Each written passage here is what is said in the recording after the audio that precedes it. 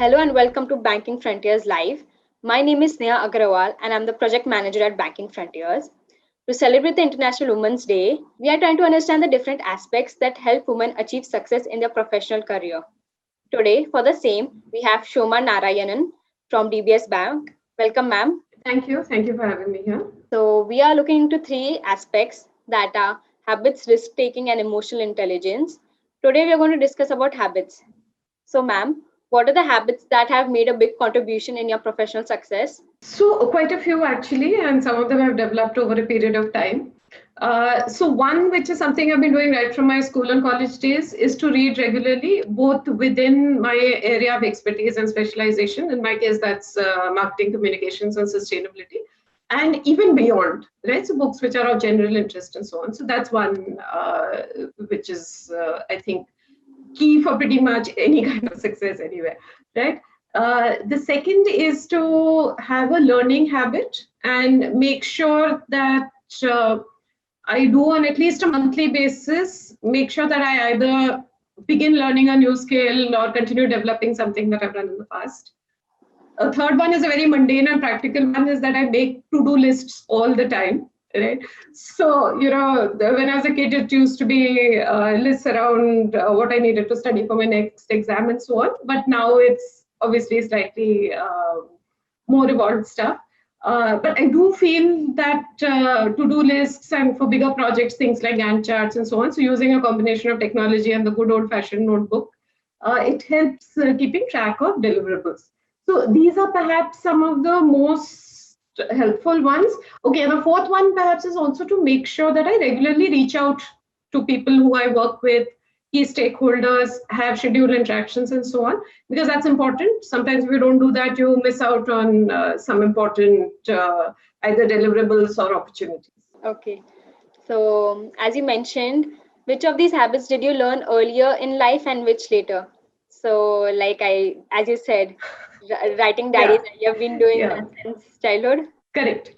So I think reading and making to-do lists are things that came naturally to me. So I've been doing them all through my career. Making time for learning, I think that was an acquired habit, and it took some time to embed that. Because once you start working and you get into the day-to-day thing of deliverables, targets, plans that you need to action and so on, you sometimes forget to focus on yourself, which is self-development, preparing for the next level and so on. So that was definitely a learned habit. Took some time to ingrain it properly.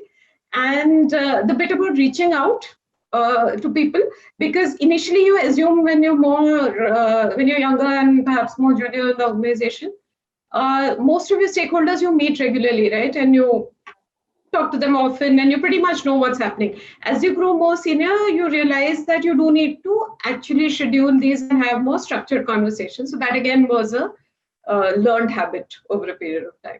Yeah. Okay. So have you developed any new habits in the near future, like maybe in the lockdown? Yeah, so I have. So exercising is one. So that was one thing which I used to miss out on. I used to exercise on and off. But again, very important, taking time out to be fit, be healthy, and so on. So that's perhaps the biggest one that I developed during lockdown, having a regular exercise regimen, which I didn't have in the past. Okay. So that is something I'm also trying to be consistent with. So I'm a student. So I used to travel to college. So till that time it was fine. But since in the lockdown we were just at home, so it was really important to do some sort of exercise every day. Right. Yeah. Please narrate a couple of incidents where habits have helped you during your tough times in your professional success. Yeah, that helped me in multiple areas. So, for example, very recently, I've been working on a project which is rebranding a whole set of branches that DBS acquired when another local bank was amalgamated with us. A fairly complex project with very tight timelines, because these are more than 500 branches across the country and so on, and working with my team with agency partners and so on. So the whole thing of being structured, making lists, putting down ideas when they come to me and so on, that's really, really helped. And of course, for a project of this size, we have a fair number of more evolved project management tools as well.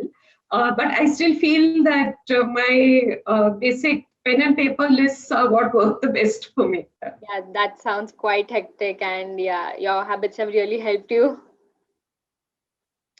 So, how do your habits help you continually or only during rough times? I think they help me continually. So obviously, depends on which habit and exactly how tough the tough time is.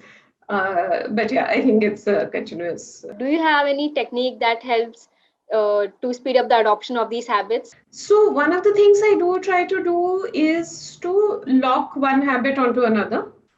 So for example, I already used to read. So when I decided to get into the learning journey, I figured that what I needed to do was I was going to spend X amount of time reading in a day in any case.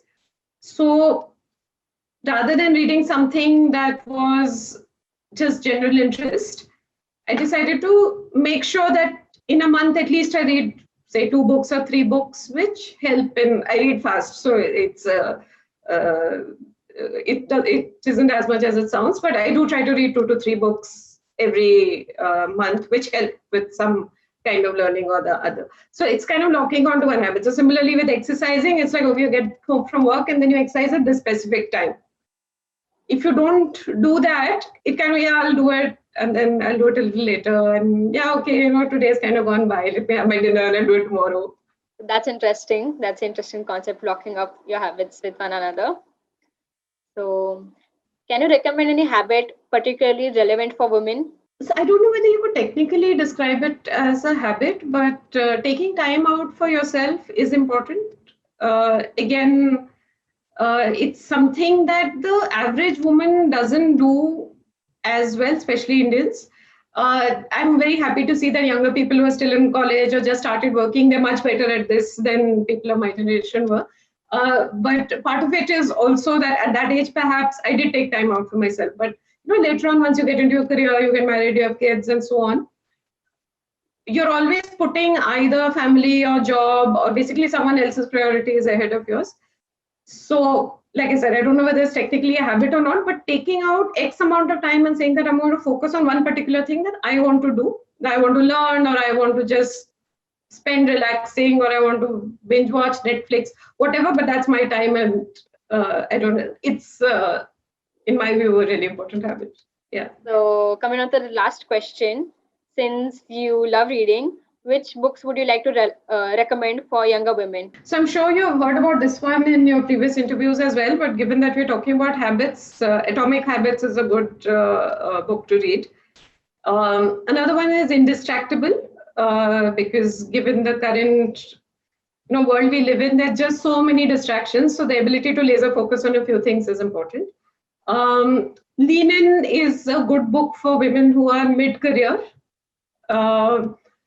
Apart from that, Mindset and Grit are 2 great books from the perspective of pursuing a goal.